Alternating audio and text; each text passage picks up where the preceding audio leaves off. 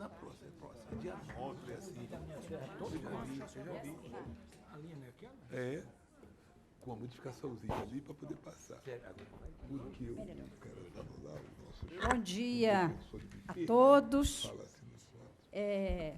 Havendo o número legal para a abertura da sessão, declaro aberta a nossa, então, sessão ordinária deste mês e submeto a ata da sessão anterior à aprovação do colegiado.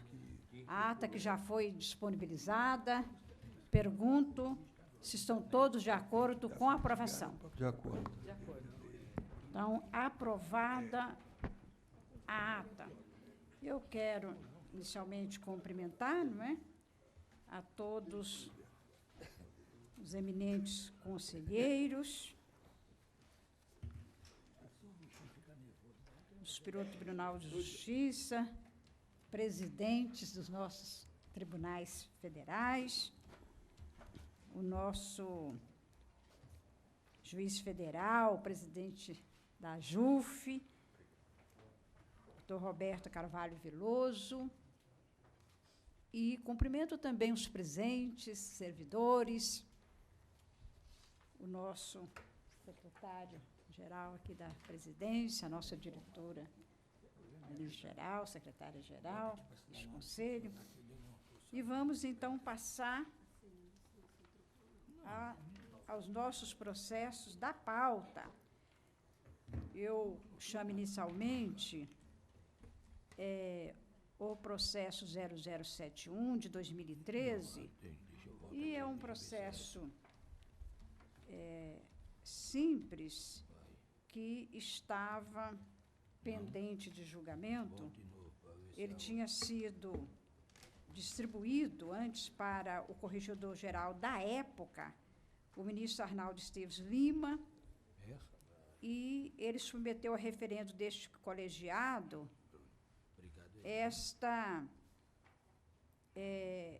para apreciação o regimento interno do CJF. Esse provimento foi editado pelo antecessor do ministro, o ministro João Otávio de Noronha.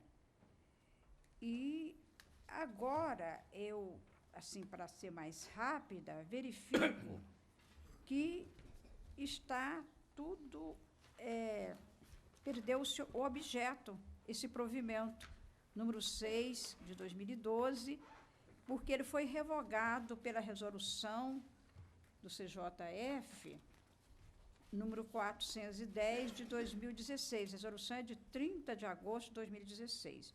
Então, eu estou votando no sentido de que seja essa questão julgada prejudicada.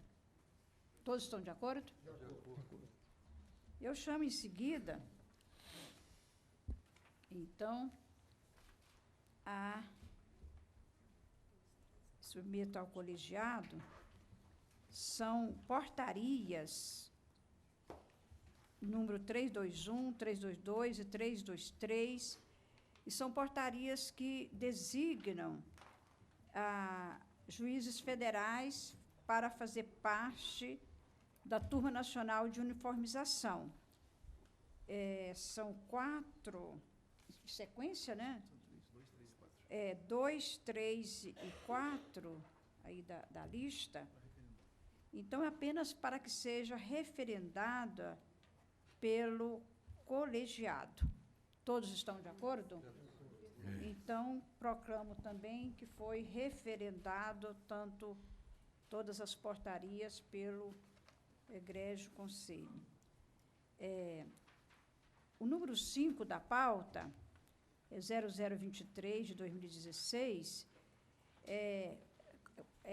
questão também bem reiterada neste conselho, que é a solicitação de crédito adicional para suplemento das unidades da Justiça Federal referente ao mês de outubro de 2016. E referenda, então, as resoluções 414, 415 e 416, de 14 de outubro de 2016. Todos estão de acordo? Então, o voto é pela aprovação dos créditos adicionais e está, então, referendado pelo colegiado.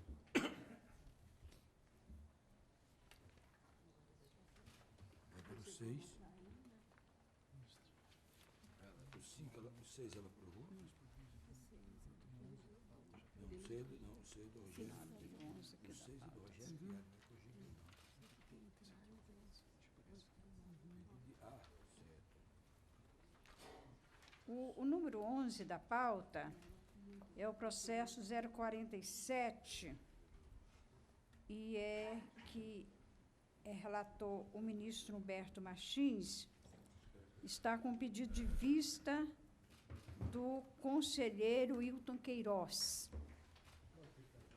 Então, Vossa Excelência tem a palavra para proferir o voto. Senhora presidente, o voto já está, inclusive, disponibilizado no sistema. Todavia, é um voto curto, eu vou dar o destaque, os eminentes colegas poderão acompanhar, e os eminentes conselheiros, dizendo melhor. Eu nada acrescento ao relatório lançado por Sua Excelência, o eminente relator,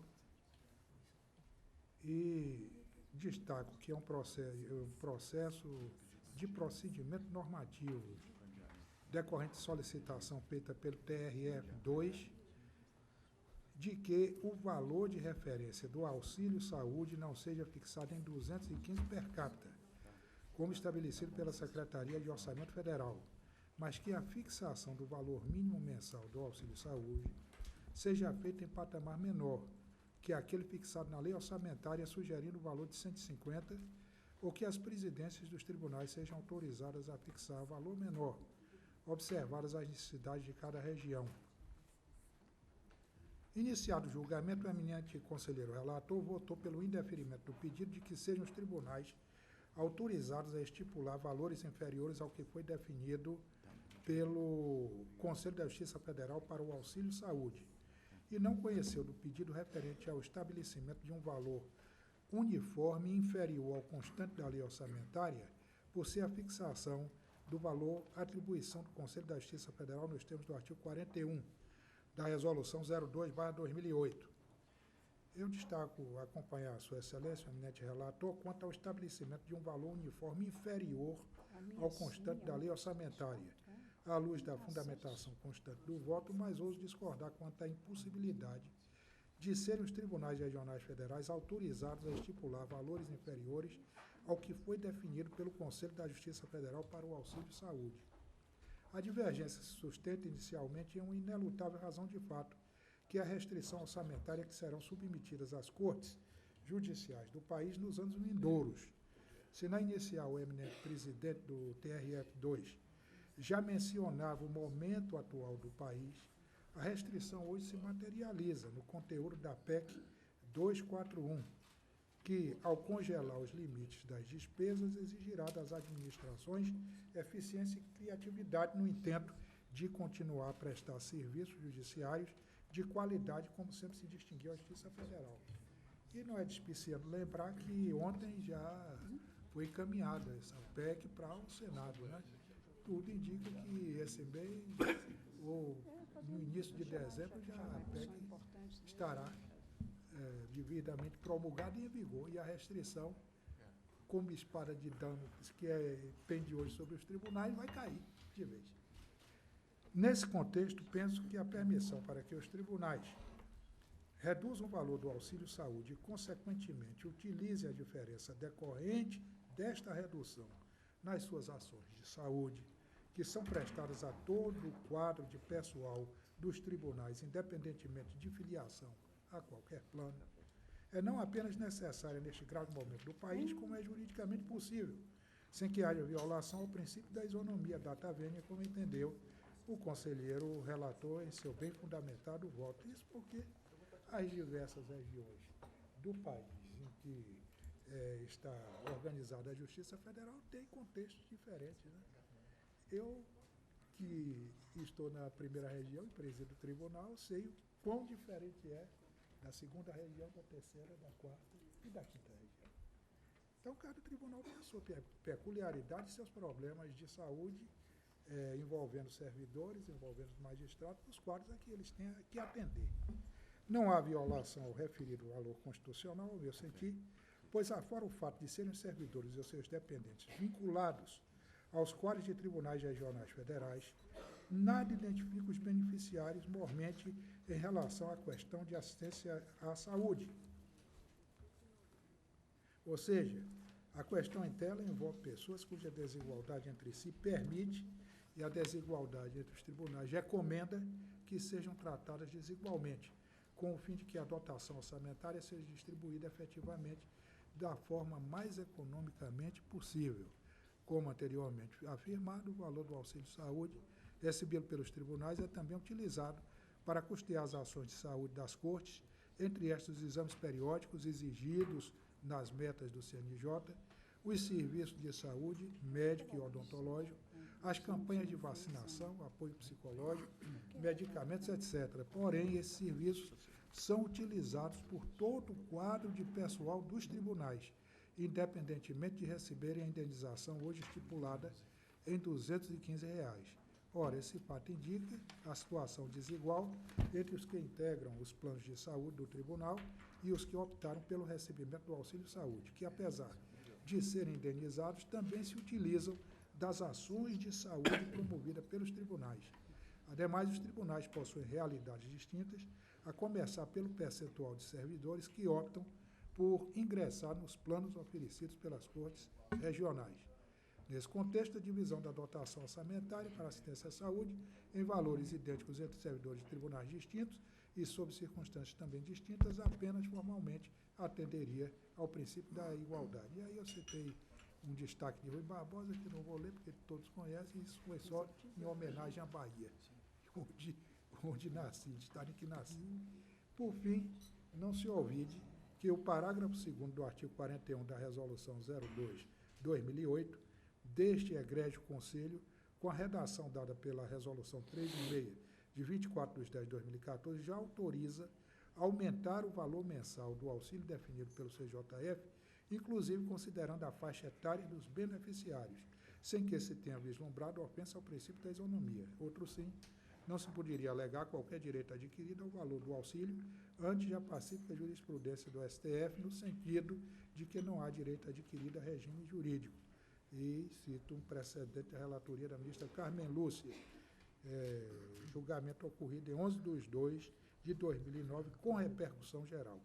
Isto posto, acolho os fundamentos constantes da informação CJF INF 2016-00014, elaborada pela Secretaria de Planejamento, Orçamento e Finanças deste Conselho, que não vislumbrou, aspas, óbice quanto à possibilidade de redução do valor do auxílio-saúde e propôs alteração no parágrafo 2º do artigo 41 da Resolução CJF 2/2008, para permitir não apenas o aumento, mas também a diminuição do valor do auxílio-saúde. Diante o exposto, pedindo venho ao eminente relator, voto pelo deferimento do pedido para que as presidências dos tribunais sejam autorizadas a fixar o valor mensal do auxílio menor que o definido pelo Conselho de Justiça Federal, observadas as necessidades de cada região, e esse é o voto pedindo vênias ao eminente relator. Então, Vossa Excelência diverge do eminente relator, diverge parcialmente. Acho que não é assim tão parcialmente, né? Acho que diverge no sentido de que os presidentes dos tribunais sejam autorizados a então, Essa a palavra, fixar valor menor, né, do Senhora auxílio-saúde. Senhora presidente, a JUF queria... Vossa Excelência tem a palavra. Tá, obrigado, senhora presidente. Senhora presidente, senhores conselheiros, eu pedi a palavra para dizer que esse pedido já foi uma vez discutido aqui no Conselho. Da relatoria do então presidente do TRF da 2ª Região, Sérgio Schweitzer, e no seu voto, ele disse que, eu vou retirar aqui um trecho, que a definição do valor per capita a ser fixada por este Conselho para fins de assistência à saúde, como um valor referencial, como apresentado na proposta do TRF da 2ª Região, ou seja, a época, somente preservará a intenção da norma se esse valor de repasse equivaler a um valor mínimo, a um piso para fins de auxílio-saúde. Então, por essa razão, é que pode se aumentar. Mas nunca diminui. Aumentar, Nunca diminui. porque se estabelece aqui um valor mínimo, um piso. Então, desse mínimo, aí eu posso seguir à frente, mas do valor mínimo baixar dele, então nós podemos dar fim, se essa interpretação prevalecer, datíssima venha, nós podemos chegar a um ponto de essa norma não ter mais serventia. Porque se esse valor ele não for reajustado ao longo do tempo, ou mesmo o tribunal reduzi-lo a valores ínfimos, ou seja, permitida a redução abaixo do mínimo, nós podemos chegar a uma situação de o auxílio-saúde não representar nada. Eu sempre lembro de uma frase do ministro Francisco de Assis Toledo, que ele dizia justamente isso, que nós não podemos interpretar o direito de forma que nós não demos valia a essa própria norma. E aqui também, nessa informação, o parecer do Conselho da Justiça Federal 2014-421-A está dito assim: nesse sentido, diversos julgados, ADI 3.105-8, ADI 3.128-7, todos do ministro Celso de Mello, que diz o seguinte: o princípio da vedação de retrocesso, que é justamente se nós diminuirmos esse valor, constitui-se em proteção do núcleo essencial dos direitos sociais já realizados e efetivados através de medidas legislativas, vedando quaisquer medidas tendentes a anular, revogar ou aniquilar esse núcleo essencial sem a criação de esquemas alternativos e compensatórios. O princípio da vedação de retrocesso, isso está dito, o princípio da vedação de retrocesso na jurisprudência pátria, análise de precedente do Supremo Tribunal Federal. Em relação à PEC 241, o que nós temos é que, se não for executado, ou seja, se em 2016 o valor que a Justiça Federal não executar, não se poderá executar em 2017. Ou seja, se nós reduzirmos aqui o valor do auxílio-saúde, essa redução ela não poderá ser reajustada em 2017. Por quê? Porque em 2016 nós pagamos a menos esse auxílio-saúde. Então, a PEC 241, ao contrário, ela diz que se o que não foi executado em 2016 não poderá ser executado em 2017. Então, se o Conselho reduziu o auxílio-saúde em 2016, esse valor, infelizmente, não poderá ser reajustado em 2017. E, por fim, senhora presidente, nós temos, eu até já falei isso aqui, nós temos uma proposta para elevar a arrecadação da Justiça Federal, que é o projeto do Fundo de Custas.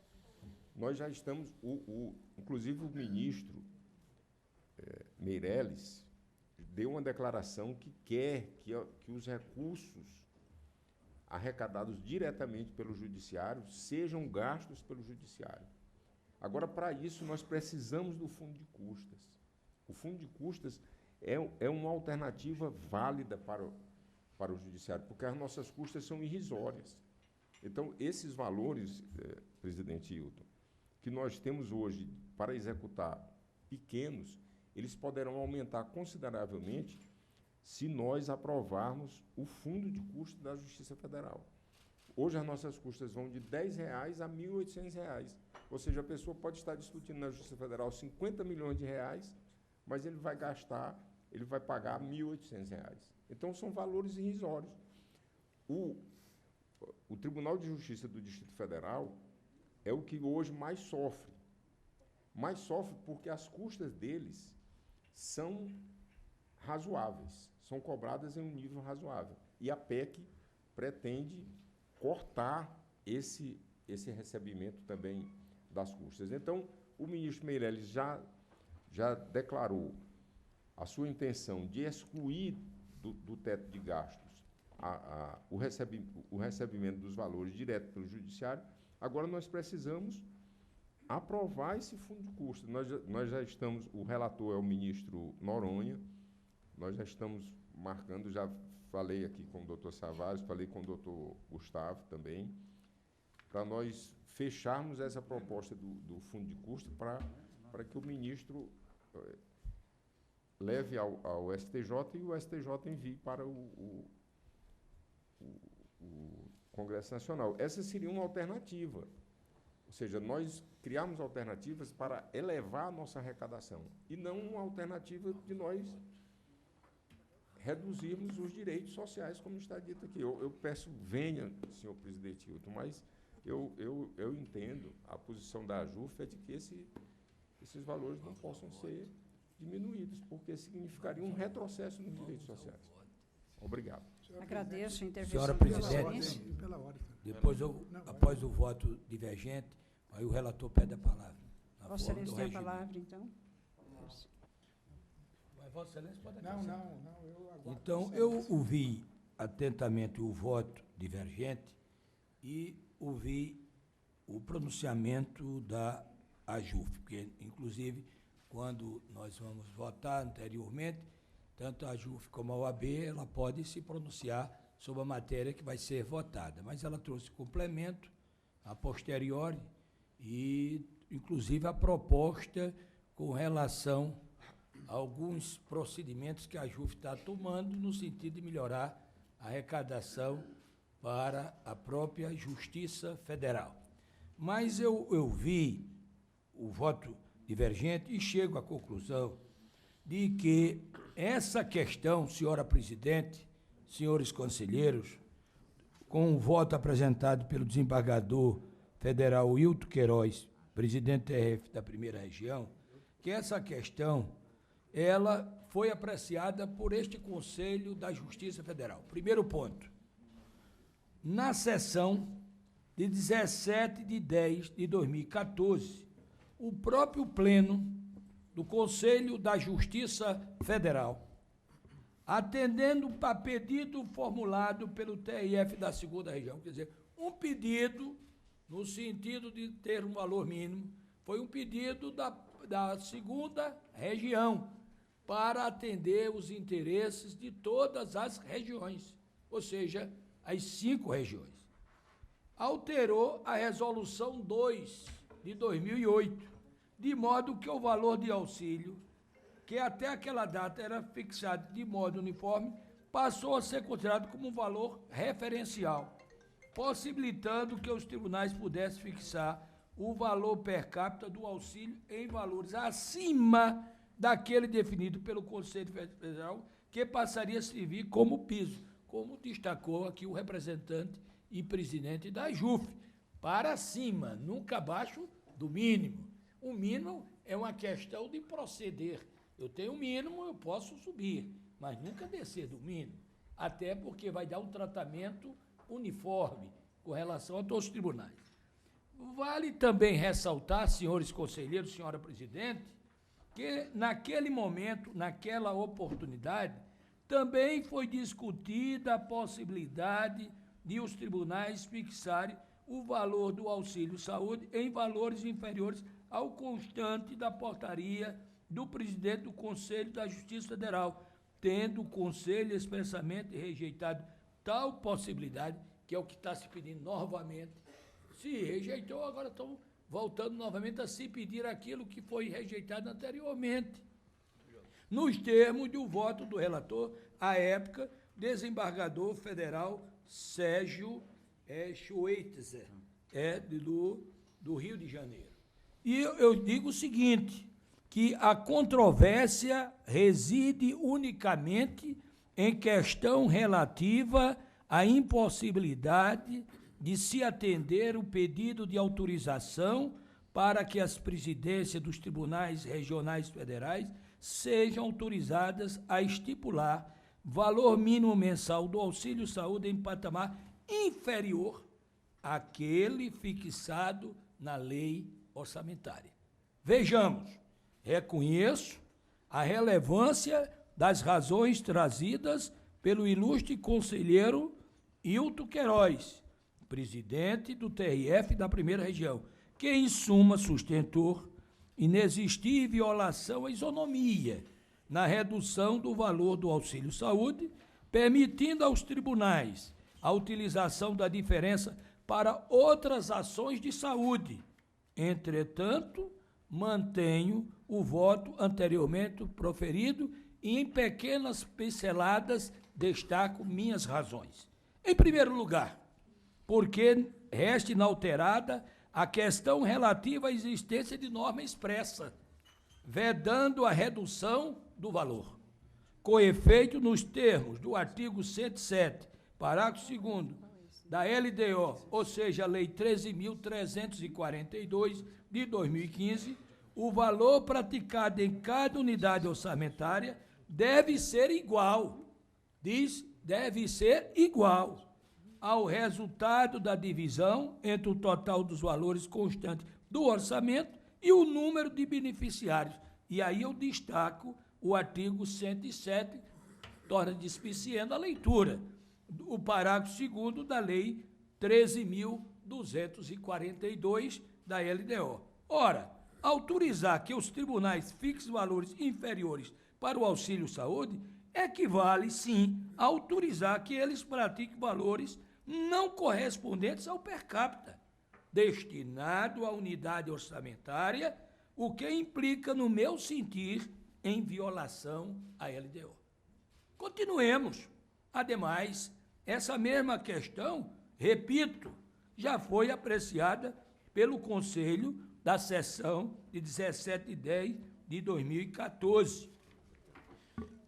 Por fim, tenho que a fixação pelo Tribunal da indenização em valores inferiores àqueles definidos efetivamente implicaria em violação, sim, ao princípio da isonomia, já que os servidores dos 5 tribunais regionais federais e do Conselho da Justiça Federal estão submetidos ao mesmo regime jurídico, inclusive com um único plano de cargos e salários, Lei 11.416 de 2006, não sendo possível que o valor do auxílio-saúde pago aos servidores vinculados a um tribunal federal seja diferente daquele pago a servidores de outro tribunal federal, tanto mais quando se nota que a dotação orçamentária para todos os tribunais federais levou em conta um valor unificado. É como pretender, posteriormente, qualquer outro tribunal ter um valor diferente, daqui a pouco, no seu próprio orçamento de gasto, para um mesmo tipo de plano ou atividade de outros tribunais. Não é? Daqui a pouco, um tribunal passa a ter um aumento diferenciado com relação a outros tribunais. E continuo, senhora presidente, para encerrar, dizendo que revela-se ainda que a preocupação com a isonomia entre os servidores do sistema da Justiça Federal, no que toca à fixação do valor do auxílio-saúde, tem sido uma constante desde a implantação do benefício. Com efeito, colhe-se da conclusão do voto condutor no processo administrativo, relatado pelo eminente ministro Gilson Dipp, quando ele falava à época sobre essa mesma questão.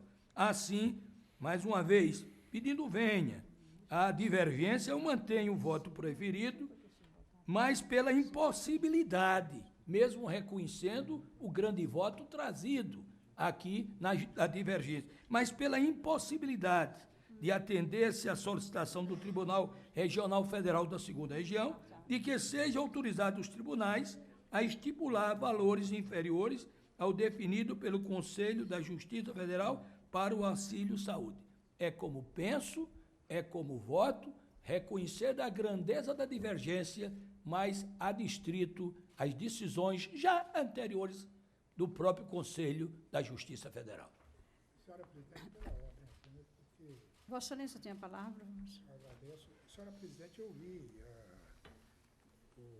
a manifestação, a voz, escutei a voz do eminente presidente da JUF, e eu tenho que as coisas não devem ser, digamos, confundidas neste momento. Aquela lei, projeto de lei sobre custas, é coisa que ainda está por acontecer, é algo que está sendo gestado, mas ainda não está concretizado. Então, não é um fator a interferir no julgamento, a meu entender, dessa questão. E a situação, como eu destaquei, a despeito do precedente que houve e foi invocado pelo eminente relator, a despeito desse precedente tomado administrativamente, não há um óbice que estorve nessa oportunidade a reapreciação da questão que foi levantada pelo eminente presidente do TRF da 2ª Região. Isso porque há o fato inarredável de que esse valor redunda em benefício de outras ações de saúde, apanhando ou beneficiando um número maior de pessoas que recebem ações de saúde dos tribunais. E nem se está pedindo que aquele valor mínimo estabelecido na lei orçamentária em R$ 215, seja diminuído na dotação orçamentária. O que se pede é uma autonomia dos tribunais para, de acordo com as suas peculiaridades, usar esse valor, ainda que lhes atribuindo um patamar inferior a esse constante da lei de diretriz orçamentária, da lei das diretrizes orçamentárias, sem postular que esse valor mínimo estabelecido na lei de diretrizes orçamentárias seja diminuído. O que se pede é uma maior flexibilidade no uso desses valores. E foi atenta a esse aspecto e respeitando, volto a dizer, o voto, o tratamento dado à questão pelo eminente relator, mas atenta a esse aspecto de que as regiões do país em que é administrado, ou mediante as quais é administrada a Justiça Federal, têm diversidades, justifica-se, em razão disso, no meu entender, plenamente, o pleito do eminente presidente do TRF2. Muito obrigado, Excelência, senão voltarei mais a manifestar. A matéria já está por demais esclarecida. O voto do relator já está há dias disponibilizados, né? Ouvimos o presidente da JUF, agora as palavras do, mais uma vez, reforçando seu voto divergente, do presidente da 1ª Região, e passa a colher os votos. Com o voto, o ministro Mauro Campo Marques. Senhor presidente, eu entendo a preocupação do conselheiro Wilton Queiroz, e nada mais é que uma preocupação de um gestor.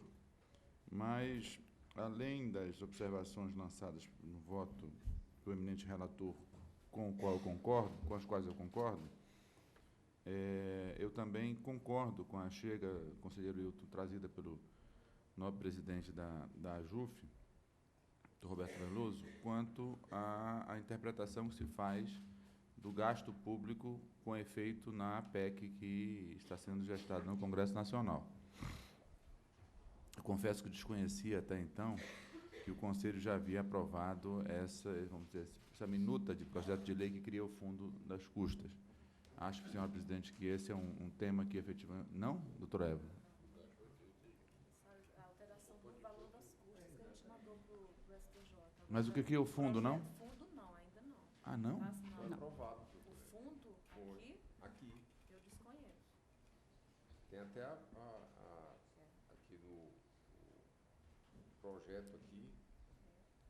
Posso enviar para a senhora? Eu já enviei para o... Se não foi, vamos aprovar hoje. Não, Né? eu desconheço. Foi aprovado. Criação Vamos aprovar hoje e mandar para a ministra Laurita. Mas continuo votando, senhor. Com relação Depois às custas, verificamos. assim eu tenho conhecimento. Foi encaminhado Quanto ao projeto de e fundo, até então, esclareço também que eu estou com uma resolução, já elaborei um projeto Ótimo. de resolução e vou encaminhar, agora, não sei se na próxima sessão da Corte, com relação ao aumento Perfeito. de custas, viu? Também do Perfeito. Superior Tribunal de Justiça. Tá lá, Já está pronto esse Perfeito. meu projeto, e só não levei na sessão passada, que nós estávamos com uma pauta muito Claro. carregada, e também estamos na próxima também, Perfeito. mas vou levar rapidamente. Perfeito. Então, Já senhora está pronto. presidente, eu continuo votando. Eu estou acompanhando o eminente relator sob esse prisma de que se fixa, sempre se fixou aqui um valor mínimo, E de mais a mais, ainda que eventualmente tenhamos uma dificuldade financeira, somente de gestores dos tribunais, a LRF, a Lei de Responsabilidade Fiscal, ela está vigente, ela não está sendo alterada, o que me consta, não será derrogada pela PEC. Ela é um reforço a mais a se ter prudência no gasto público, e especificamente com o pessoal, já que ela dá, atingido o limite prudencial, ela dá um roteiro todo a ser seguido, que nós não, no Judiciário, tenho certeza, nós não chegaremos a tanto. Mas, de todo modo, eu louvo a preocupação do conselheiro Hilton, repito, como gestor que mas acompanho o relator. Acompanho o relator. Como vota o ministro Benedito Gonçalves? Peço vista. Pede vista. Então, proclamo o resultado parcial. Prosseguindo no julgamento, após o voto do conselheiro Hilton Queiroz, divergindo parcialmente do relator, e do voto do conselheiro Mauro Campbell, acompanhando o relator, pediu vista o conselheiro Benedito Gonçalves. Aguardo os demais. Vamos agora chamar o processo 426, que é relator o conselheiro Rogério Fialho Moreira. E é um pedido de vista, não é? É uma consulta, e o conselheiro Rogério manifestou no sentido de responder negativamente à consulta, e houve um pedido de vista do ministro Mauro Campos. Vossa Excelência tem a palavra. Qual é o item? É o item 6 da pauta, porque agora nós fizemos uma inversão novamente. Vamos seguir a ordem normal. Pois não. 6, Excelência. Pois não. Senhora presidente, senhoras e senhores conselheiros, trata-se de consulta formulada pelo TRF da Primeira Região quanto à possibilidade de utilizar saldo de nota de empenho na unidade orçamentária 12.102, TRF1, para efetuar pagamento de passivos trabalhistas relativos à parcela autônoma de equivalência aos desembargadores daquele Tribunal Regional, egressos da carreira da magistratura federal de primeiro grau aqui, da Primeira Região. Pedi vista dos autos para melhor reflexão e análise jurídica da matéria à luz da lei da LDO, portanto, e da lei 4.320 e dos precedentes do Tribunal de Contas da União. Recordo-se, Vossas Excelências, que eu fiz alusão aqui ao fato de que manobra técnica de ordem orçamentária foi feita no STJ, à luz do que o Tribunal de Contas autoriza para pagamento da PAI a ministros que chegaram no tribunal, no nosso tribunal, no Superior Tribunal, egressos da magistratura federal. Inicialmente, convém destacar que a matéria aqui debatida tem o potencial de gerar reflexo em todos os 5 regionais. Isto porque, no TRF da Primeira, os autos comprovam a existência de 4 desembargadores federais em situação idêntica quanto aos direitos referentes à mesma parcela, enquanto o TRF da Segunda são 10 desembargadores na mesma expectativa de recebimento de passivos, sendo que o TRF da Terceira são 21 desembargadores à espera de seus créditos da PAI. No TRF da Quarta são 17 desembargadores e, finalmente, no TRF da Quinta, somam-se 2 desembargadores aguardando o recebimento da parcela de natureza trabalhista de exercícios anteriores. Dessa forma, não se discute o direito, a legitimidade, a liquidez, a certeza dos passivos trabalhistas referentes à PAI. A controvérsia é apenas quanto à utilização de saldos de nota de empenho, restos a pagar, portanto, por uma determinada unidade gestora do TRF1, a fim de quitar passivo apurado em outra unidade gestora. A princípio, em relação à sistemática orçamentária adotada pelo TCU, eu informalmente fui ao TCU para colher esses dados, poderia ser cogitado autorizar a liberação dos valores orçamentários constantes da rubrica restos a pagar, no caso ora analisado, sob o fundamento de que aquele Tribunal de Contas considera cada TRF e suas respectivas seccionais como um órgão orçamentário único. Todavia, essa conclusão preliminar não autoriza o pagamento pretendido, uma vez que a definição de órgão orçamentário único é restrita aos efeitos do artigo 20 da Lei de Responsabilidade Fiscal, ou seja, exclusivamente para fins de fixação dos limites da rubrica referente a gastos com pessoal do mesmo exercício financeiro, sendo que a parcela em análise pertence à rubrica passivo trabalhista de exercícios anteriores. Portanto, para a finalidade pretendida na presente consulta, TRF1 e suas seccionais são unidades gestoras distintas e o passivo trabalhista é direito constituído em uma unidade gestora, não podendo ser quitado mediante a rubrica saldo de nota de empenho de restos a pagar de outra unidade gestora. Por fim, podia-se cogitar ainda da autorização do pagamento mediante posterior ressarcimento. Ocorre que essa modalidade, que foi o que houve no STJ, em relação aos ministros, ocorre que essa modalidade somente é permitida nos precedentes do TCU quando houver ocorrido destaque anterior pela unidade gestora responsável. No caso dos autos, não houve destaque orçamentário anterior, não podendo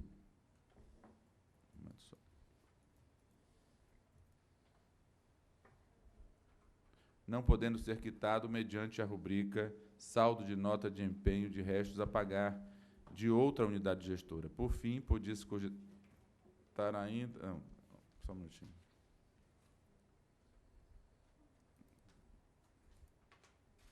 No caso dos autos, não houve destaque orçamentário anterior, não podendo ser cogitada a autorização do pagamento mediante ressarcimento, sem data definida, por ausência de autorização legal. Com essas considerações, senhora presidente, senhores e senhora conselheira, voto por acompanhar o voto do relator. Acompanha o voto do relator. Como vota o ministro Humberto Martins?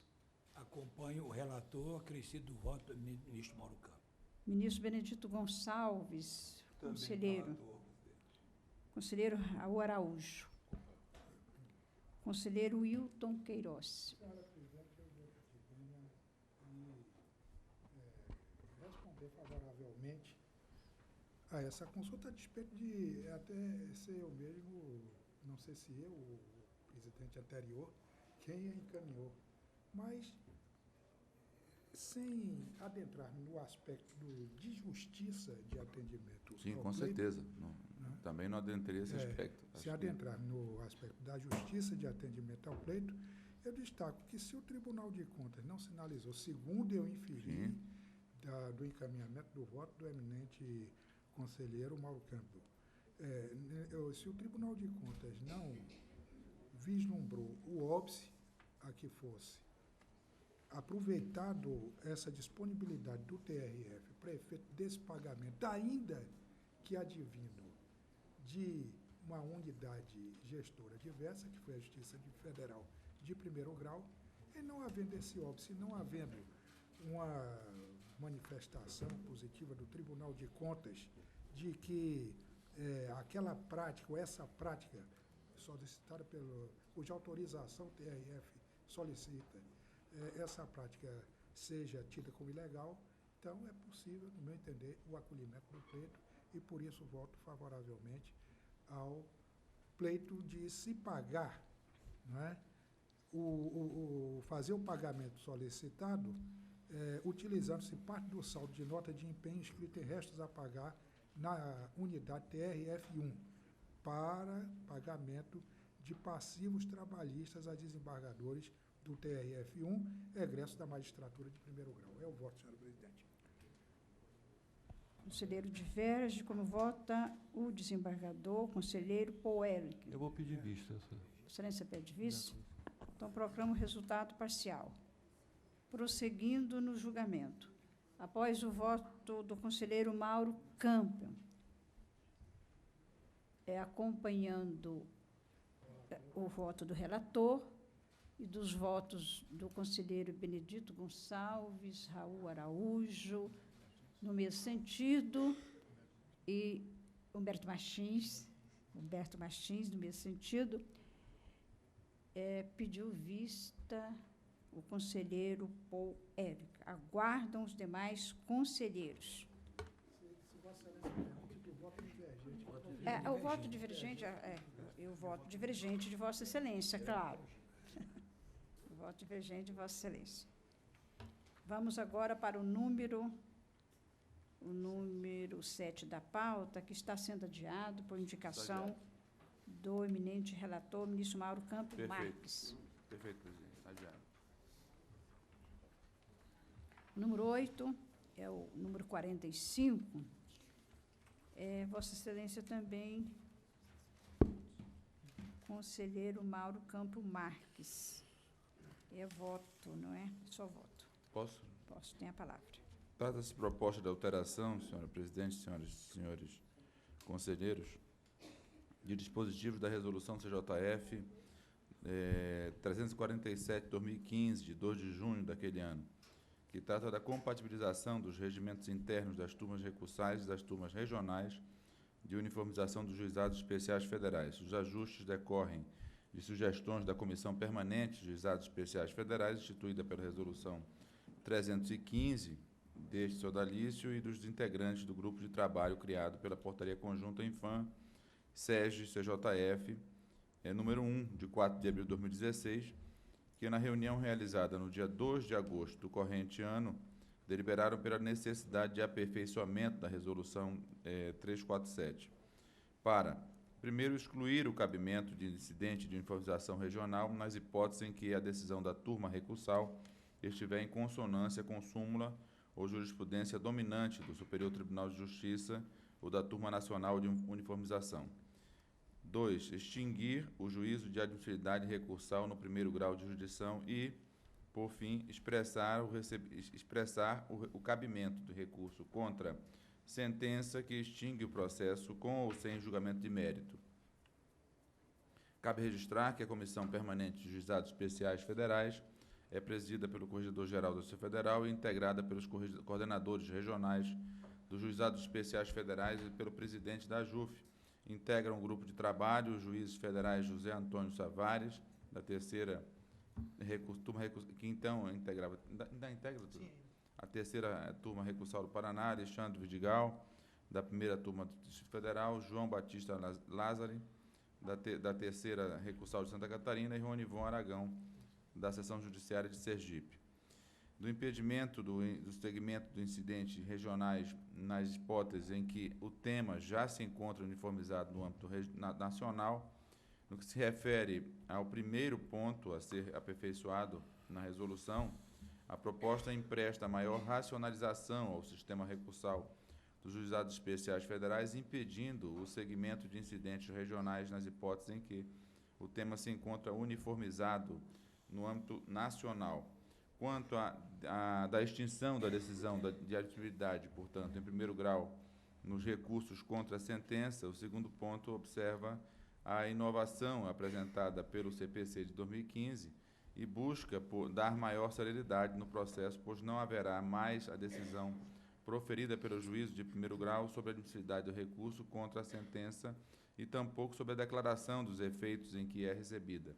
Tal análise competirá exclusivamente ao relator da turma recursal. O terceiro ponto, portanto, que é aquele do recurso nominado contra a sentença extintiva sem resolução de mérito em matéria civil. O terceiro ponto diz respeito à pretensão de uniformização quanto ao cabimento do recurso contra a sentença extintiva sem resolução de mérito no âmbito dos juizados especiais federais.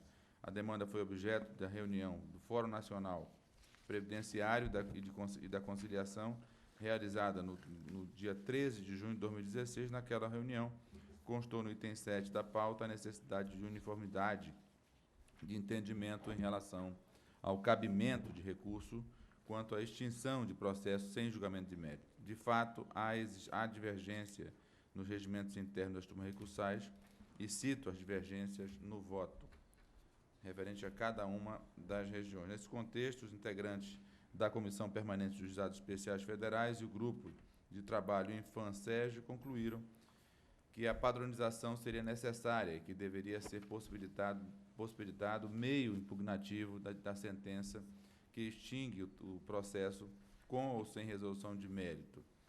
Diante do exposto, senhora presidente, em uma breve síntese do voto, apresento minuta de alteração parcial dos artigos 2º e 4º da Resolução 347, que segue anexo, bem como proponho o encaminhamento da matéria à Comissão Permanente dos Juizados Especiais Federais para que formule a proposta de alteração da Lei 10.259 de 2001 para fazer constar a possibilidade de recurso contra a sentença extintiva sem resolução de mérito em matéria civil, a qual se impute a negativa de prestação jurisdicional proposta ser posteriormente encaminhada pelo Conselho da Justiça Federal ao Superior Tribunal de Justiça. Senhora presidente, é como voto. Como vota o ministro Benedito Gonçalves? De acordo. Ministro Raul Araújo, conselheiro Raul Araújo. Conselheiro Hilton Queiroz. De acordo, senhora presidente. Paul Érico. Cecília Marcondes. Da mesma forma. Luiz Fernando Penteado. De acordo. Rogério Fialho. Senhora presidente, egresso conselho, eu havia ficado sempre preocupado somente inicialmente, quando foi colocado em pauta em sessão anterior esse processo, com relação à possibilidade de, em resolução emanada de um órgão administrativo, se prevê a possibilidade de cabimento de um recurso que é vedado expressamente pela lei federal. Mas o ministro Mauro está, ele próprio, com a argúcia de sempre, já está expungindo essa possibilidade, portanto, eu acompanho integralmente o voto de Sua Excelência. Vossa Excelência, então, acompanha o ministro conselheiro Humberto Martins. Eu acompanho o eminente relator. Proclamo o resultado. Então, o Conselho, por unanimidade de votos, aprovou a proposta de alteração da Resolução CJF número 347 de 2015 e determinou o encaminhamento da matéria à Comissão Permanente dos Juizados Especiais Federais para que formule proposta de alteração da Lei 10.259 de 2001, tudo nos termos do voto do ministro relator. Agora o número 9, processo número 020, que é relator, também corregedor-geral, conselheiro Mauro Campo Marques. Vossa Excelência tem a palavra. Senhora presidente, eminentes conselheiros, trata-se de procedimento de controle administrativo formulado perante este Conselho pelo servidor José Roberto de Araújo Freire, analista judiciário oficial de justiça avaliador, no qual impugna a decisão do Egrégio Tribunal Regional Federal da 5ª Região, que indeferiu o pedido de afastamento para estudo no exterior no período de 27 de janeiro de 2016 a 1º de outubro de 2019, com ônus limitado ou na impossibilidade de acatamento, pretende o afastamento sem ônus para a administração. A pretensão do requerente é de se afastar do serviço para realizar um curso de doutorado em Cidadania e Direitos Humanos na Universidade de Barcelona, curso com duração de 3 a 4 anos, cujas aulas tiveram início em 1º de outubro de 2015, tendo o requerimento sido formulado perante o TRF da 5ª Região em 5 de outubro de 2015. O indeferimento pelo Conselho de Administração do TRF da 5ª, órgão máximo administrativo daquele tribunal, decorreu do voto do eminente desembargador federal Paulo Roberto de Oliveira Lima, arrimado nos seguintes fundamentos. O pleito não prospera. Inicialmente, penso que é imprescindível o interesse do serviço público no que concerne a autorização para afastamento, para a realização de curso, já que será custeado pela administração pública, segue-se a fundamentação de Sua Excelência. Digo eu, então, que não se conformando com a decisão do TRF da 5ª, o servidor recorreu ao Conselho da Justiça Federal ao resumo dos fatos. Senhora presidente, inicialmente observo que o procedimento em exame tem previsão legal no artigo 123 do Regimento Interno desta Corte Administrativa, que trata de controle de atos administrativos dos órgãos da Justiça Federal impugnados por alegação de contrariedade aos princípios gerais da administração pública e àqueles previstos no 37 da Carta Republicana Federal. Também verifico a necessidade e utilidade deste procedimento, uma vez que não há perda de objeto.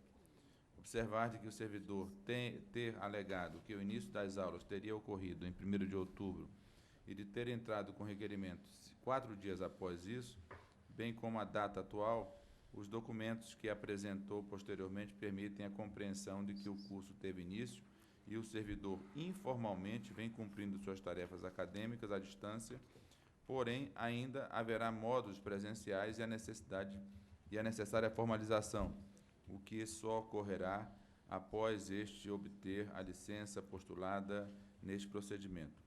No cerne, em que pese os respeitáveis argumentos do servidor buscando justificar sua dispensa do serviço de oficial de justiça para realizar o curso de doutoramento em Cidadania e Direitos Humanos na Espanha, não encontro razões de fato e de direito que permitam divergir da conclusão administrativa a que chegou o sodalício da 5ª Região. Pelo que, senhora presidente, ao fim e ao cabo, digo eu, conforme assim me exposto, na decisão impugnada prevaleceu o exame administrativo da oportunidade e conveniência, com a constatação de inexistência de interesse público, fato obstativo das pretensões formuladas, restando ao servidor a formulação de um pedido de licença de afastamento para tratar de interesse particular, este igualmente submetido ao crivo daquela Corte Regional, do que não se trata de notícia de providência pelo interessado. É como voto. Vossa Excelência acompanha o relator? Não, eu sou acompanha relator. o relatório, né, Mantenho a decisão da 5ª Região. mantendo a decisão Indeferimento. administrativa pelo indeferimento. Como vota o ministro Benedito Gonçalves? Sou eu, não? Raul Araújo. Haver divergência? Todos concordam? Todos estão de acordo? Então, eu vou proclamar o resultado. O Conselho, por unanimidade de votos, negou provimento à pretensão formulada pelo servidor, mantendo a decisão do Conselho de Administração do Tribunal Regional Federal da 5ª Região, nos termos do voto do conselheiro relator. Temos mais? Agora, o número 10, também de Vossa Excelência, conselheiro Mauro Campo Marques. Vossa Excelência tem a palavra. Senhora presidente, procedimento administrativo visando a aquisição de um veículo blindado para atender aos magistrados da 5ª Região e de suas 6 seções judiciárias. O voto foi disponibilizado, senhora presidente, e tramitou aqui pelos órgãos técnicos, e eu, ao fim e ao cabo, senhora presidente, estou entendendo que estão preenchidos os requisitos formais e materiais, bem como diante das metas do CJF relacionadas à segurança de magistrados federais, deve ser constatada a legalidade do pleito e consequentemente, autorizada a aquisição de um veículo blindado para o Regional da 5ª. Neste exercício 2016 ainda, senhora presidente, eu estou votando dessa forma. Então, Vossa Excelência está Deferindo o deferindo, não é? Autorizando, não é? Eu indago. Tem alguma divergência? Todos estão de acordo? Então, o Conselho, por unanimidade, autorizou a aquisição de um veículo blindado para atender o Tribunal Regional Federal da 5ª Região e as sessões judiciárias vinculadas nos termos do voto do ministro relator. Senhora presidente, eu agradeço a sensibilidade desse conselho, que realmente é uma necessidade da 5ª Região. Nós temos vários juízes em situação de risco, né? E esclareço que o uso do carro blindado não será pelo tribunal, será pelos juízes que estiverem nessa situação. Na seção judiciária de Pernambuco, durante toda esta semana, está se realizando um júri federal decorrente do assassinato de um promotor de justiça. A Polícia Federal disse que a juíza precisava efetivamente de um veículo blindado. Eu tive de pedir ao TRT o empréstimo desse veículo, né? Então, nós temos também o Presídio Federal de Mossoró. É necessário que o juiz de Natal se desloque mensalmente ou bimestralmente para aquele local. Então, esse veículo vai atender não ao tribunal, mas principalmente ao juiz federal, sobretudo primeiro grau, em situação de risco. Não que o juiz de segundo grau também não venha eventualmente a ficar nessa situação. Se ficar, será utilizado também pelos colegas magistrados do tribunal. Eu só Devo fazer esclareço. um registro, senhora presidente, de que a Corregedoria também já está encaminhando uma avaliação de âmbito nacional na Justiça Federal para a proteção dos magistrados também, ou seja, para que a gente possa adestrar um corpo de pessoal próprio de preferência para que desenvolva esse trabalho essencial, eu acho essencial, de apoio à magistratura federal. Eu só para esclarecer também que eu tinha visto com muita atenção o pleito lá do senhor presidente da 5ª Região, não é? E poderia até a presidente ter deferido, apreciado o pedido, né? E trazido De referendo.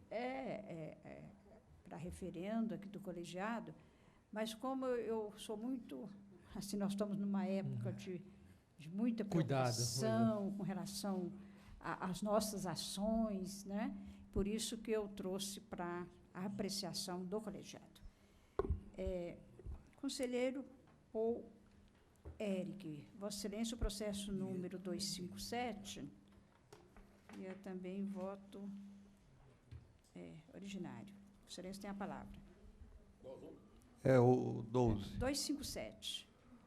Cuida-se de ofício expedido pelo Tribunal Regional Federal da 1ª Região, informando a necessidade de aquisição em caráter de urgência de um veículo destinado à subseção judiciária de Tucuruí, no Pará, visando a reposição da viatura oficial marca modelo, tal, que em decorrência de acidente de trânsito teve perda total declarada pela seguradora. A questão passa pelo artigo 9º da resolução desse Conselho, número 72 de 2009, saber se, em situações excepcionais devidamente justificados, o colegiado do Conselho da Justiça Federal poderá autorizar a compra de veículos não previstos ou vedados. No caso aqui, se trata, teoricamente, de veículo vedado. Eu vou direto ao ponto que interessa no voto. Se houver necessidade, leio na íntegra. Colhe-se dos autos que o trecho da BR-230, situado entre os municípios de Tucuruí, Novo Repartimento e Pacajá, a depender da época do ano, revela-se intrafegável, dada a quantidade de lama na pista. As fotografias anexadas aos autos, estampadas às folhas 10 dos autos, falam por si mesmas e demonstram a saciedade que somente um veículo com tração nas 4 rodas, 4x4, seria capaz de ali circular. Diante do exposto, presente a situação de excepcionalidade prevista no artigo 9º, parágrafo 3º da resolução do CJF 72/2009, voto pelo deferimento do pedido. É como voto. Vossa Excelência vota pelo deferimento do pedido. Como vota a conselheira Cecília Marcondes? Eu acompanho, senhora presidente. Todos também estão de acordo? Sim. De acordo. Posso proclamar o resultado? Então, o Conselho é o número 12. número 12. O Conselho, por unanimidade, deferiu o pedido do Tribunal Regional Federal da 1ª Região, nos termos do voto do conselheiro relator. Senhora presidente, pela ordem, eu agradeço também ao Conselho, a semelhança do que fez o conselheiro Pialho, esse deferimento do pleito, porque atende a uma necessidade específica, né? E lá da 1ª Região, esse trecho de estrada, né, parece intrafegável diante da peculiaridade da Amazônia. Melhor veículo para o helicóptero, né? Só melhor O que barco. isso. Nem Amazônia normalmente é assim. Nem sempre o que o helicóptero vai depender do mau tempo, pode cair. Chama agora o processo 016, relator, conselheiro Rogério Fialho Moreira.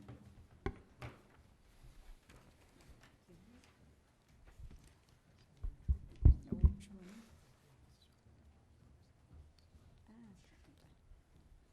É o 2015, não é? O número 20, Pronto. 13, é o 13 da pauta, 13 né? da pauta. 016. Trata-se de pedido de providências com pedido liminar proposto pelo Sindicato dos Trabalhadores do Poder Judiciário Federal da Bahia, Sindijup Bahia, por meio do qual se postula o pagamento antecipado da indenização de transporte aos oficiais de justiça avaliadores federais. Aduz o sindicato requerente que a previsão contida na parte final do artigo 56 da Resolução CJF 4 de 2008, no sentido de que, aspas, o pagamento da indenização de transporte será feito no mês seguinte ao da execução do serviço, estaria em desacordo com o teor da Resolução CNJ 153 de 2002, que determina que, aspas, os tribunais devem estabelecer procedimentos para garantir o recebimento antecipado do valor necessário para o custeio de diligência nos processos em que o pedido seja formulado pela Fazenda Pública, Ministério Público ou beneficiário da assistência judiciária gratuita pelo oficial de justiça. Fecha aspas. Invoca-se também a súmula 190 do Superior Tribunal de Justiça, segundo a qual, aspas, na execução fiscal processada perante a Justiça Estadual, cumpre a Fazenda Pública antecipar o numerário destinado ao custeio das despesas com o transporte dos oficiais de justiça. Fecha aspas. A essência do raciocínio sustentado pelo requerente, portanto, é a de que, aspas, não caberia ao oficial de justiça antecipar numerário para arcar com despesas de locomoção para cumprimento de ato judicial. Folhas 81. O pleito foi analisado pelas unidades técnicas deste Conselho.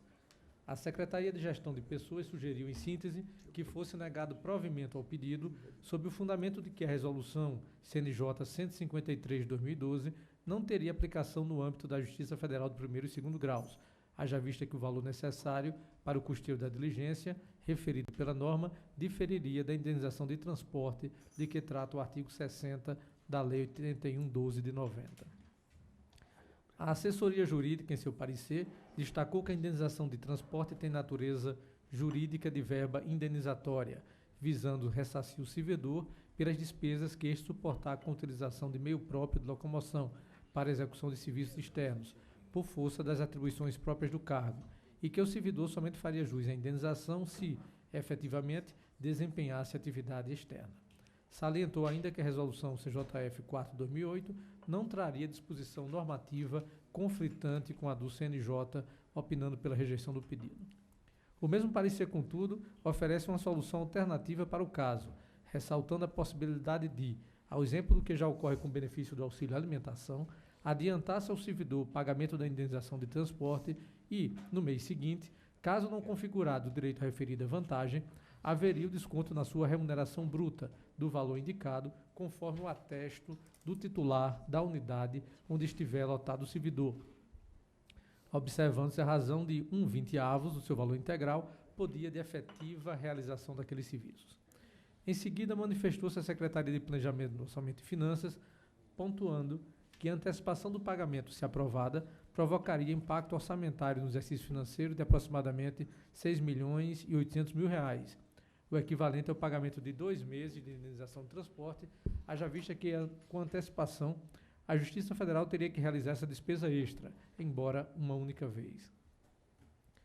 A medida liminar foi indeferida pela presidente deste Egrégio Conselho, a eminente ministra Laurita Vaz, fundamentando-se na ausência de plausibilidade do direito postulado, no significativo impacto financeiro imediato e, por fim, na falta da demonstração do risco de perecimento do objeto do presente processo, acaso observado o rito natural do feito. Os autos, então, vieram conclusos. É o relatório. Passo a proferir o voto, com autorização de Vossa Excelência. A questão a ser resolvida no presente processo é a seguinte: a indenização de transporte devida aos oficiais de justiça pelo uso de meio próprio de locomoção para a execução de serviços externos deve ser paga antecipadamente ou somente no mês seguinte ao da execução dos serviços, após devidamente atestada pelo gestor da unidade.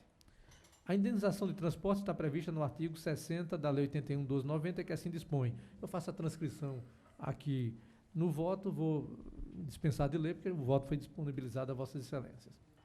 Por sua vez, o artigo 15 da Lei 92.89/96, que trata do tema especificamente no âmbito da Justiça Federal do primeiro e segundo graus, estabelece o seguinte: transcrevo o artigo 15 e diz o parágrafo único. Aqui é apenas genérica também a disposição. Da leitura dos dispositivos legais acima transcritos, depreende-se a ausência de comando específico quanto ao momento em que deve ser feito o pagamento da indenização de transporte, se antes ou depois de realizado o serviço externo.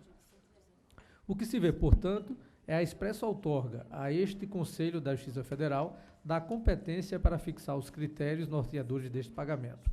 E foi justamente no exercício dessa competência que o CJF editou a resolução CJF 4/2008, que trata da indenização de transporte nos seus artigos 54 a 58. De mais relevante, cito os seguintes dispositivos e deles destaco o artigo 56. A prestação de serviços externos será atestada pelo titular da unidade onde estiver lotado o servidor e o pagamento da indenização de transporte será feito no mês seguinte ao da execução do serviço. Então, esse egrégio conselho optou pelo pagamento a posteriori e não pelo pagamento antecipado, como ocorre com o auxílio alimentação. Constata-se, pois, que a opção feita por este Conselho, no exercício da discricionariedade conferida legalmente, foi a de condicionar o pagamento da indenização de transporte ao atesto, pelo gestor da unidade, da efetiva prestação do serviço externo pelo oficial de justiça. Há razões operacionais que justificam essa solução. Em especial, o pagamento a posteriori evita que se tenha que construir toda uma sistemática de ressarcimento total ou parcial de valores, na hipótese de o oficial de justiça, por qualquer motivo, licença para tratamento de saúde, antecipação do gozo de período de férias, participação em curso de capacitação, etc., deixar de desempenhar o serviço externo por pelo menos 20 dias no mês, o que certamente oneraria bastante as rotinas administrativas das unidades de gestão e controle. É bem verdade, como lembrou a assessoria jurídica deste Conselho, que o auxílio alimentação é concedido na folha de pagamento do mês anterior de competência do benefício.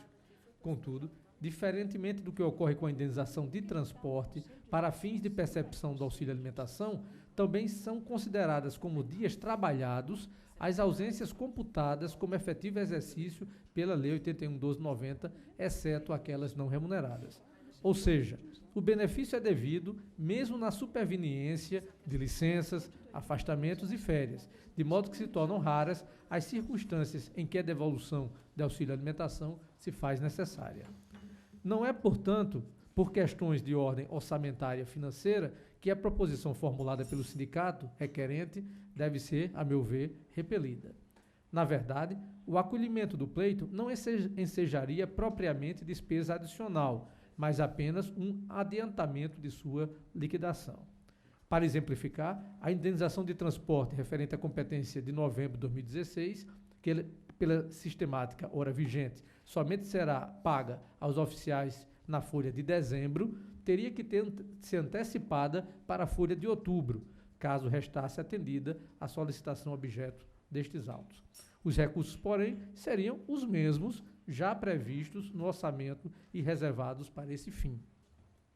O que justifica, a meu sentir, a manutenção da regra contida no artigo 56 da Resolução CJF 4/2008 é o custo operacional que a pretendida mudança inevitavelmente imporia à estrutura administrativa da Justiça Federal de primeiro e segundo graus, já tão comprometida com tantos afazeres e sem perspectiva de ampliação de seus quadros nos próximos anos.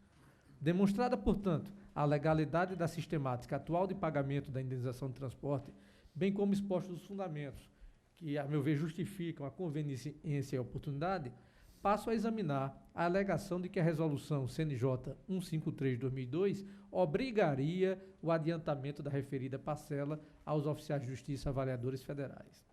Eis o inteiro teor da mencionada resolução. Eu transcrevo aqui, a resolução já está no voto disponibilizado a Vossas Excelências. E prossigo.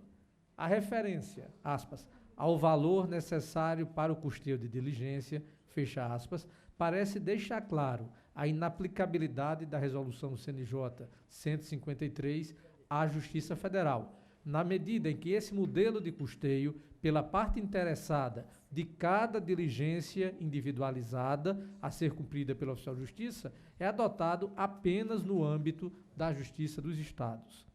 Reforça essa conclusão o fato de que a resolução CNJ 153 foi editada em decorrência do julgamento do pedido de providências número tal, promovido por oficiais de justiça estaduais, para ser preciso, do Tribunal de Justiça do Estado do Paraná, no objetivo de garantir a antecipação de despesas de diligências nas ações judiciais requeridas pela Fazenda Pública, pelo Ministério Público e por beneficiários da Justiça Gratuita.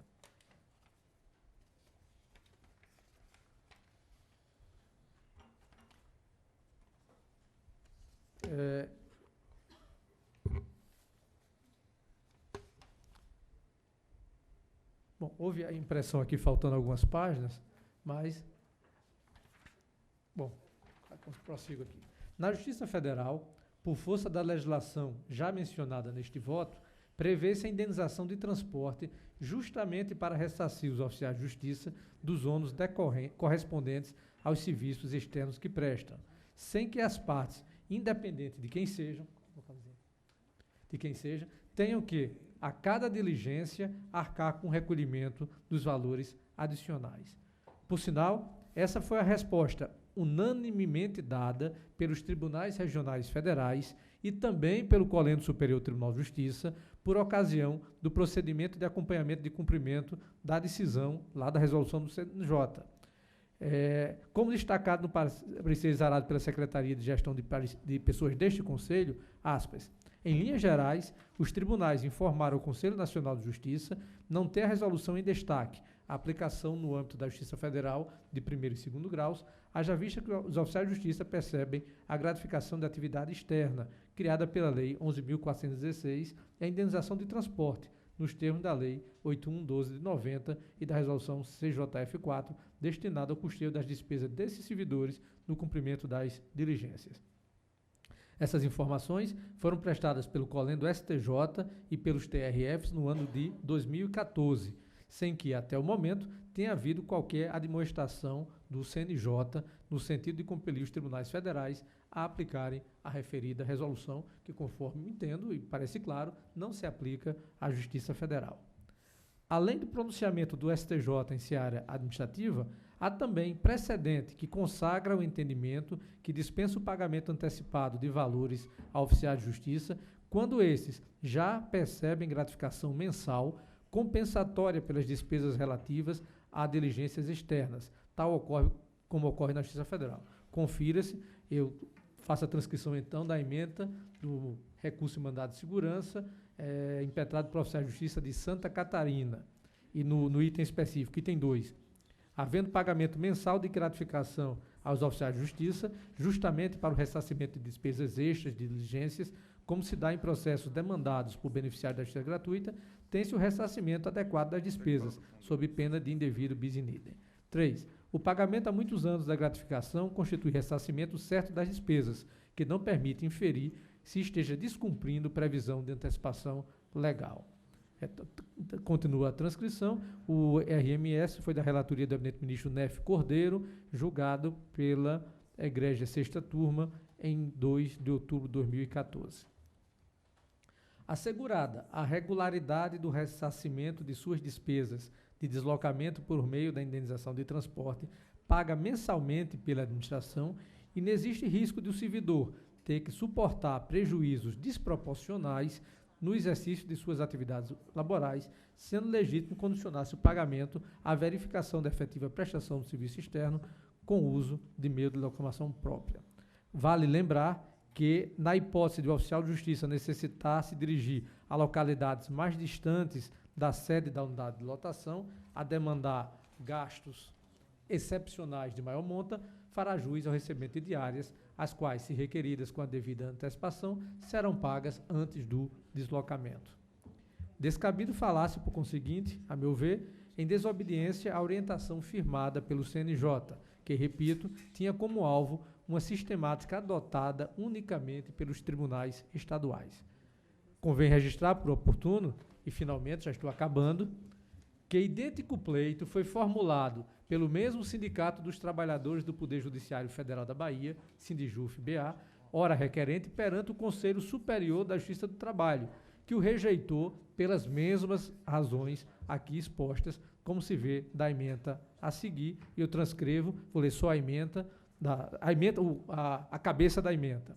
Oficiais de justiça avaliadores, pagamento de indenização de transporte no mês subsequente à execução do serviço, hipótese diversa da contida na resolução 153 do Conselho Nacional de Justiça, legalidade do enunciado performático contido no artigo 3º da resolução 11 de 2005 do Conselho Superior da Justiça do Trabalho.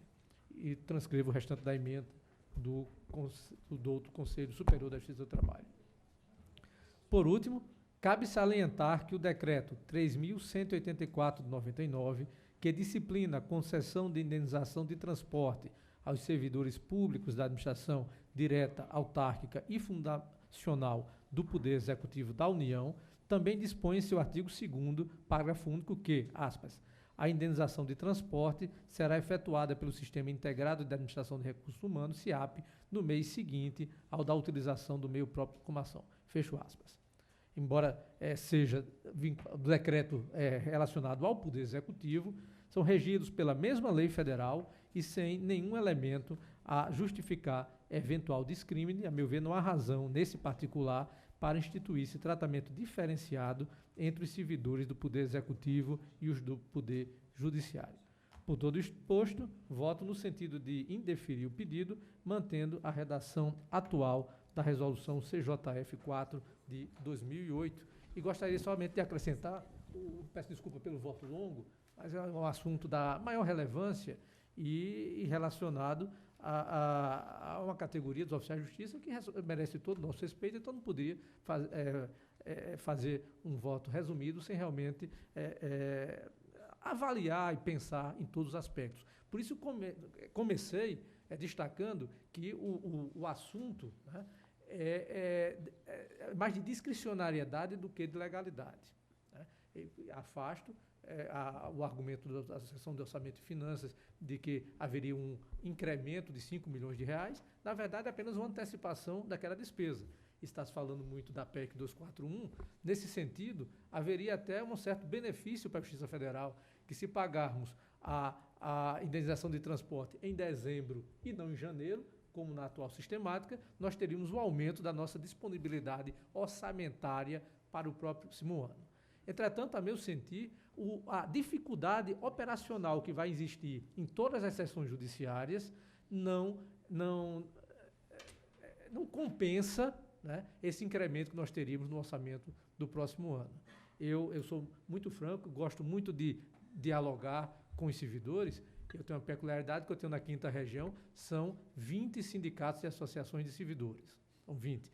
E na semana passada, na abertura da Semana do Servidor, eu conversei com 20 dos 21 presidentes, que um deles do Ceará não pôde ir, da Associação dos Inativos. Então, eu conversei abertamente sobre vários temas e conversei, inclusive, com os representantes dos oficiais de justiça. Conversei francamente. Isso aqui, esse pleito da Bahia, é gastar toda a força de um sindicato com uma vantagem que, no final, não é quase nada. Vocês vão antecipar em um mês uma indenização que você vai receber na época oportuna. E até brinquei que se vocês, está aqui alguns representantes do sindicato aqui da 5ª região, especificamente da Associação dos Oficiais de Justiça, eu brinquei, vocês vão receber a indenização de dezembro em dezembro, na época de Natal vão acabar gastando esse dinheiro e chegar em janeiro não vão ter como cobrir as despesas com os deslocamentos. Isso é uma brincadeira para não ficar com ata. Então, para demonstrar que eu tenho todo o apreço com os nossos servidores e quando terminar meu voto, vou deixar consignado um voto de aplauso pelo Dia do Servidor Público que transcorre amanhã, né? Então, eu ponderei bastante, eu pensei nos prós e nos contras, e não me parece razoável dedicar toda a nossa máquina, algumas sessões judiciárias, o setor de pessoal tem 1 ou 2 servidores, como da Paraíba, né? Então, esse servidor fez um levantamento de 1 a 1 para ver os dias que efetivamente foram trabalhados, para deduzir. O oficial de justiça tem de pegar a GFIP e recolher ao Tesouro aquilo que recebeu antecipadamente. Eu acho que não compensa nem para a administração, nem para eles próprios, embora não possa falar o que seja melhor para os servidores, mas na minha análise de fora do movimento sindical, me parece que essa não é uma luta a ser travada, até porque com pouquíssima possibilidade de êxito. Então, pedindo perdão por ter me estendido, assim como voto, senhora presidente. Como vota o ministro Humberto Martins? Senhora presidente, eu também acompanho o relator, dado que a opção do Conselho da Justiça Federal pelo pagamento da indenização a posteriori, eu entendo que também que é legal e atende aos critérios de oportunidade e conveniência da administração. Louvo o voto do relator e acompanho integralmente. Eu indago dos eminentes conselheiros se todos estão de acordo com a votação. Senhor presidente, só acrescentando que, na hipótese, a vantagem prevista em lei na forma de indenização, o que pressupõe que primeiro se realize um gasto para depois esse gasto tornar indene, ou seja indenizado. Então, é posterior. Se fosse um auxílio de transporte, talvez pudéssemos antecipar, mas não é auxílio, é indenização de transporte. Quer dizer, realiza-se a despesa com o transporte e, em seguida, o servidor é ressarcido daquela despesa. Que coisa boa. Mais alguma Estou consideração? acompanhando, naturalmente, o relator. Posso proclamar o resultado? Então, o Conselho, por unanimidade de votos, indeferiu o pedido nos termos do voto do eminente relator. Apenas para fazer um esclarecimento, no sentido que o presidente da AJUF, doutor Roberto, estava com a razão com relação ao projeto de lei orgânica da Justiça Federal, que realmente está aprovado pelo Conselho, né, por este Conselho, e está no Superior Tribunal de Justiça. E eu vou, né, verificar, porque foi aprovado em 2013, não é? Então, na gestão passada, ainda na gestão passada, então, eu vou verificar o andamento, tenho todo o interesse de ver o andamento e a aprovação, pelo menos pela criação, não é, do fundo, né? O anteprojeto é longo, estou vendo aqui, mas está realmente aprovado. Foi boa a lembrança de Vossa Excelência. Obrigado. Mas, ministro, está com muita pressa, ministro Humberto, mas eu só gostaria de fazer uma lembrança, que é uma lembrança... Sim. Senhora, se não for o que a senhora for fazer, se Vossa Excelência for fazer, eu fui servidor da Justiça Federal concursado do primeiro concurso do nosso tribunal. Estou presidindo um tribunal que eu entrei como servidor concursado desde 89. E antes disso fui estagiário da Justiça Federal da Paraíba, portanto estou na Justiça Federal há 30 anos. Né? E acho que conheço a nossa instituição e sempre digo que o que há de mais importante na Justiça Federal, o que a distingue de vários outros ramos da Justiça, são os nossos servidores. São servidores qualificados, são servidores que entram num concurso disputado, mas depois que entram, continuam se capacitando e se qualificando cada vez mais. E mais importante, são servidores que efetivamente vestem a justiça e são os grandes responsáveis pelos números que são divulgados em justiça, em números, em relatório do CNJ. É a nossa força, não é força de trabalho que parece coisa, né? É o nosso pessoal, são os seres humanos que integram a Justiça Federal que a tornam tão especial no cenário nacional. Então, amanhã, sendo o dia do servidor público, eu não deixaria de deixar expresso esse registro da 5ª Região. Muito obrigado. Eu também até gostaria de fazer um registro, apesar do tempo, né, ministro Humberto Martins, mas que eu fiz esse registro e disse que o faria de forma muito orgulhosa, lá no Superior Tribunal de Justiça, quando falávamos para os servidores daquela corte. Olhando assim, eu verifiquei, é uma cidade que nós temos de servidores mesmo lá no STJ. Eu diria isso, do meu orgulho, quando eu recebo, né, já recebia antes, há 15 anos lá no STJ, advogados, e continuo recebendo, quando eles dizem para mim: ô, ministra, como nós somos bem recebidos pelos servidores do STJ, e também falam pelos ministros, mas eu fico orgulhosa de ouvir isso dos advogados, dizer isso. E, realmente, que receber bem. Eu falo assim, mas por que não deveria ser bem? Eu amo muito dos servidores, e vou ter essa oportunidade de falar aqui amanhã, né, doutora Eva? Sim. Com os servidores do Conselho, amanhã às 14 horas aqui, que vamos fazer essa comemoração também dos dias dos servidores do Conselho. Mas muito boa lembrança Senhor de Vossa presidente. Excelência esse registro, sim. Ministro Mauro, vou pedir só uma palavra. Tem que ser Porque, já. porque meu Eu voo que é sei, 12h30, eu sei. 2 segundos só. Primeiro, do que era depois. parabenizar a Sua Excelência, a Presidente, que no dia 21 de outubro teve mais alegria e uma bênção, né? Pelo seu aniversário. Eu digo sempre, cada ano é uma bênção. Temos sempre que agradecer a Deus as oportunidades do tempo que Ele nos oferece. E Deus ofereceu a Vossa Excelência a oportunidade do tempo e Vossa Excelência está executando bem este tempo.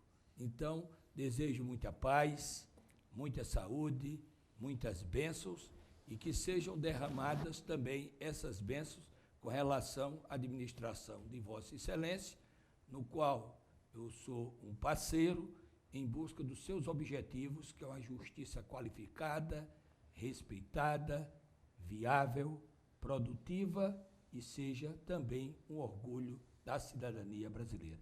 E quero encerrar, senhora Presidente, dizendo que os servidores federais também é um orgulho, como Vossa Excelência sempre cita, um orgulho da justiça brasileira, porque temos servidores qualificados, abnegados, com o único objetivo, servir à coletividade e servir ao grande público. Muito obrigado, peço licença, porque eu tenho uma viagem marcada, mas desejando a todos um grande dia. Mas aguarda alguns minutos, porque eu quero, então, usar as mesmas palavras do ministro Humberto para retribuir a ele mesmo, que fez seu aniversário no dia 7 de outubro, e o ministro, também o ministro Mauro Campos, que completou também... 53 anos, ninguém diz. Aniversário. Não Eu sei até se é essa ratifico idade, do não. Mauro. Não estou confirmando essa idade. Eu ratifico a do Mauro, que é o companheiro de comemoração. Por isso, quando eu falo do seu, falo do meu, falo do Mauro e falo também da Lúcia, né? Porque nós estamos na mesma linha. Exatamente. No dia 9, que o ministro completou, minha fez mulher aniversário também, foi natalício. 26. Então, eu também tenho a satisfação de registrar o aniversário dos eminentes conselheiros e também desejar a eles, né, muita luz, muita sabedoria, para conduzirmos juntos, não é, ministro? O ministro Mauro aqui como corregedor e o ministro Humberto Martins como vice-presidente, conduzirmos juntos da melhor forma possível o Superior Tribunal de Justiça e este Conselho.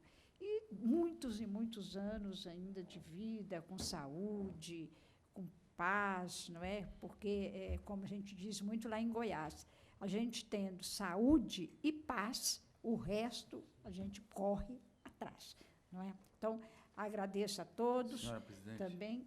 Pediria antes de encerrar,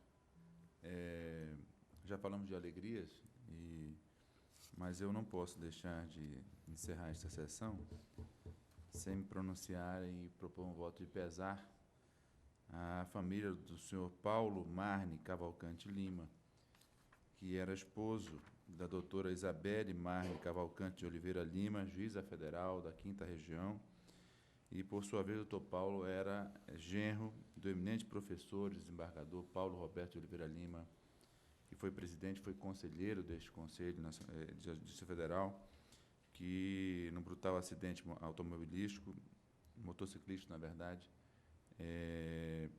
a família Cavalcante Lima perdeu um ente querido e enlutou também a Justiça Federal, especificamente na 5ª Região.